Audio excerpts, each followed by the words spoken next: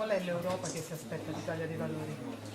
Un'Europa diversa da quella che c'è, un'Europa non germanizzata, non vogliamo essere sudditi della Germania, noi vogliamo un'Europa non delle banche ma dei cittadini, un'Europa del lavoro dove i lavoratori abbiano gli stessi diritti sia in Italia che in Germania o in Inghilterra. Vogliamo un'Europa con un fisco diverso, un fisco dove gli imprenditori italiani paghino le stesse tasse dei lavoratori e dei imprenditori tedeschi. Non è possibile che le imprese italiane paghino il 46% a fronte delle imprese europee che pagano il 21%.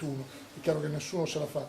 Terzo, vogliamo un'Europa non delle banche, significa che le banche devono erogare credito a non più del 5%. Stabiliamo un tasso soglia di usura europeo perché poi tutte le banche italiane prendono i soldi alla Banca Centrale Europea allo 0,25, non si capisce perché il credito alle imprese e alle famiglie sia al 10% e in Germania al 2%.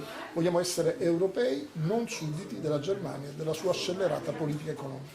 E l'euro?